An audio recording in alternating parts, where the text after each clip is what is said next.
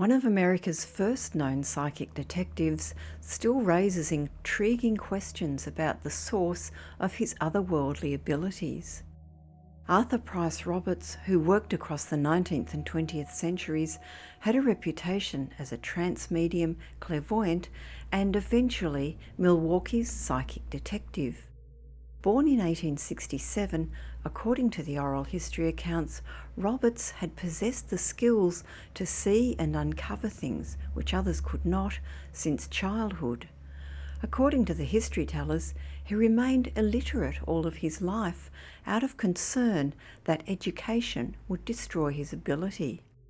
Both celebrated and notorious during his lifetime, he worked on several cases which at the time made him one of the most famous psychics in the country. Roberts made headlines throughout his career as he made true predictions, located lost people, recovered missing goods, and aided police with difficult cases. One recorded case occurred in July 1905 after a Wisconsin man named Duncan McGregory went missing. His wife approached Roberts for assistance, and the clairvoyant visualized an image of the man sprawled face down in the Menominee River with his body snagged on a log. After hearing Roberts' description, McGregory's wife went to the part of the river Roberts had alluded to. She discovered her husband's lifeless body caught up on a log, just as Roberts had visualized. At one stage, Roberts was contacted by investigators in Fond du Lac to assist them in learning more about a 2-year-old homicide case that had gone cold. Roberts inspected a series of mugshots, after which he selected a particular one from the pile. He assured the police that he held in his hand the photo of the perpetrator and that the man was now located in British Columbia. The wary officers followed through with his suggestion, and to their great shock, the suspect was found working in that province, just as Roberts had predicted. Among his many other achievements, Roberts vindicated a wrongly convicted murderer, saving him from execution. He was also able to track down a stolen taxi while it was being driven, this occurring only 24 hours after the theft. Roberts achieved local fame in 1935 when he made an astonishing prediction that drew the attention of all Milwaukee residents. The psychic detective created a major stir when he foretold that the city would be subject to a series of bombings. He shared a vision he had experienced that there were going to be multiple bombings and dynamite sabotage. He told of envisioning that 2 banks would be blown up, as well as police stations and possibly the city hall. He also said that there would be a large explosion south of the Menominee River, after which the events would cease. As by now Roberts was well known for his predictions, some extra precautions were taken. However, it was still a shock to many when, 8 days later, a bomb destroyed the Shorewood Village Hall. 2 people perished and several others were injured. From then on, each of the predicted bombings took place just as Roberts had foretold they would. The following day, the dynamiters targeted 2 Milwaukee banks and 2 police stations. Despite extra vigilance and police patrols, a 6th explosion then occurred. The final incident, which occurred on November 4th, was an explosion so powerful that it was heard all around for an 8-mile radius. As Roberts correctly predicted, it marked the end of the series of bombings that had terrorized Milwaukee during that fall of 1935. It was later discovered that the 2 bombers, 2 youths named Hugh Rutkowski and Paul Schiavone, had ended their run by accidentally detonating the 50 pounds of dynamite meant for their 6th bomb. They had obliterated their stolen loot and their own lives. A 9-year-old girl living next door also perished, and 11 other neighbours were injured in the blast at their hideout. The location of the 2-car garage was south of the Menominee River as also envisioned by the psychic.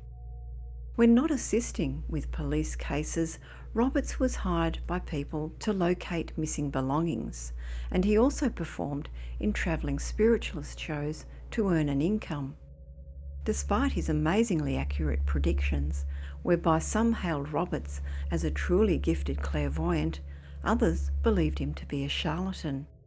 The city had fined Roberts for fortune-telling in 1899. Appalled by the accusation that he was merely a fortune-teller, he protested that he was a reputable seer and had fought the fine in court. The resulting trial, while entertaining for the public, did nothing to prove his assertion, resulting in a deadlocked jury. The authorities continued to pursue Roberts after the trial. He was busted again after a visit from 2 undercover policewomen who attended his home seeking his psychic services. He informed both women that he had important revelations about their husbands, which he could only impart after he was paid. The women paid the fee, and at the conclusion of the reading, they disclosed their true identities, that they were both long-time widowed, undercover policewomen. Following his arrest, Roberts insisted that he knew all along that the women were police officers. He ridiculed the authorities for using women to bait him, claiming to be an expert on women. Unfortunately, his history of lawsuits suggested otherwise. In 1926, a woman sued him for breach of promise to marry her, stating that he proposed to her on December 25, 1924. She unsuccessfully sought $25,000 in compensation because after the engagement she had quit her job to become his wife, as was the practice then. As the marriage did not eventuate, she claimed that he had left her unable to find employment and destitute. A further romantic problem of Roberts went to court in 1932. He and his estranged wife, 33-year-old Blanche, were in the divorce court when the psychic claimed that she had battered him. He showed the court a photograph of himself with blackened eyes, stating that Blanche had crawled through his kitchen window to assault him. Blanche's only statement in her defence during the trial was that she believed her husband to be 72 years old, while Roberts dejectedly insisted that he was only 65. Finally, the divorce was granted and Blanche awarded alimony. In 1934, Roberts encountered legal problems with yet another woman in his life when he declared bankruptcy. Amongst other debts, he owed thousands of dollars in back pay to his longtime housekeeper. Despite his bumpy personal life and occasional brushes with the law, in some circles Roberts remained renowned for his sixth sense and palpable psychic abilities. Looking at his whole career, it seems that Roberts' final prediction was his most important.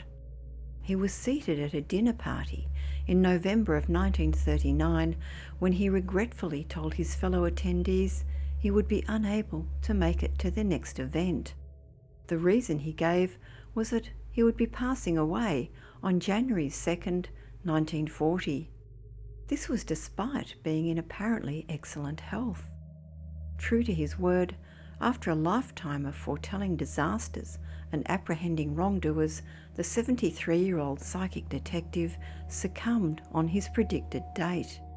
His passing was found to be the result of natural causes.